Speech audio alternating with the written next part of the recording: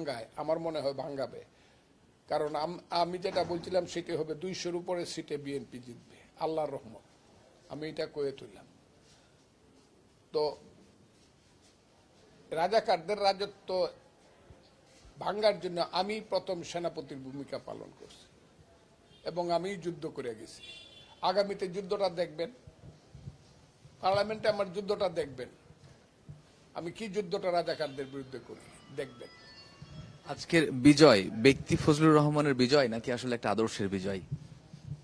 এইখানে আমি ভোটটা করছি কিন্তু একদম ক্লিয়ার। আমি মানুষকে দিয়েছি মুক্তিযুদ্ধ যারা যারা চাও, কারা কারা চান হাত তুলছে, তারা আমাকে ভোট দেন।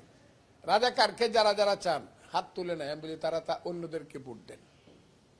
এবং এটা প্রমাণিত হইল। আমি খুব দুর্ভাগ্য, আমার খুব দুর্ভাগ্য, অন্তত 30-32 হাজার লোক যে কোনো কারণের কাছে মাথা নত করছে, বিক্রি হয়েছে 30-32 হাজার লোক। এদের সবাইকে আমি ক্ষমা করে দিছি। একটা লোকের গায়ে কোনো বাতাস উঠতে দেয় নাই, হাত দিতে দেয় নাই, একটা লোকও না। কিন্তু এরা প্রত্যেকে আমার সঙ্গে আমার উপরে অবিচার করলো। এরা সবাই, বিশেষ করে মিঠামইন থানায় আমাকে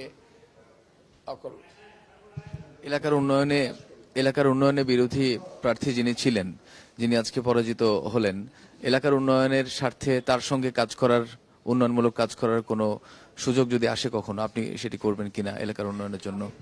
আগে আমার ছেলেদেরকে, কারণ সেই সমস্ত লোকজনকে পিটানোর জন্য দায়ী। সে অ্যাব্রাপ্টলি আর্মির কাছে দরখাস্ত দিয়েছে সমস্ত এলাকায়, যাতে বিএনপি কর্মীরা সব সন্ত্রাসী, চান্দাবাজ, দান্দাবাজ। আমি তাকে আজকে পাইছিলাম এক জায়গাতে, মাহমুদপুর নামক একটা কেন্দ্রে। আমি তাকে বলছি, তুমি না আমাকে বলতা আমি নাকি তোমার পিতার মতো, তোমাকে না সন্তানের মতো আদর করতাম, তুমি এই ধরনের বাজে কাজ করলা, এত লোকরে তুমি পিটানি খাওয়াইলা ভোটের জন্য, তুমি কি? হ্যাঁ, আমি তার সবার সামনেই তো বলছি কথাগুলা। সে তো একটা কথার উত্তর দিতে পারে না আমার সামনে, সে কথার উত্তর দিই। আমি আমার লোকজনকে, ইটনা অষ্টগ্রাম মিঠামনের লোকজনকে, যে সমস্ত লোকজনকে এইভাবে অত্যাচার করাইতে পারে, পিঠের চামড়া উঠে গেছে গা। দিনের পর দিন কর্মীরা বাড়িতে থাকতে পারে না। আজকে তো ভোট সেন্টারে থাকতেই পারে নাই, আর্মি দেখলেই দৌড়। কথাটা বুঝতে পারছেন?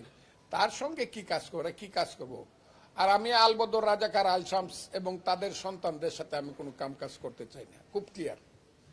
এই বিজয় উদযাপন করবেন কিভাবে? আগামীকাল কোনো ধরনের বিজয় মিছিল করবেন কিনা? বিজয় মিছিল আমি করার মধ্যে এত উৎসাহী না, এত বিজয় এত করছি, মিছিল করছি, এত উৎসাহী না। কর্মীরা যদি করে তারা করবে, আমি এত উৎসাহী না। তবে ফুটবল খেলায় গেলে বা ক্রিকেট খেলা গেলে, বিশ্বকাপ জয় করে আনলে তো সাপোর্টার যারা, তারা তো একটু আনন্দ করবেই, করবে না কেন? হ্যাঁ, এবং করলে গাছের পাতাটাও নড়বে না। আমি এইভাবে আঙ্গুল তুললে পরে ইটনা থানা, অষ্টগ্রাম, মিঠামইন থানার আমার কর্মীরা যদি বলে দেয় কোনো ঝগড়া কারোর সঙ্গে করবে না, কারোর সঙ্গে ঝগড়া করবে না। আমার কর্মীরা একটি অন্যায় কাজ করে নাই, কিন্তু মার খাইছে শত শত। অসংখ্য ধন্যবাদ আপনাকে আমাদের সঙ্গে আলোচনার জন্য।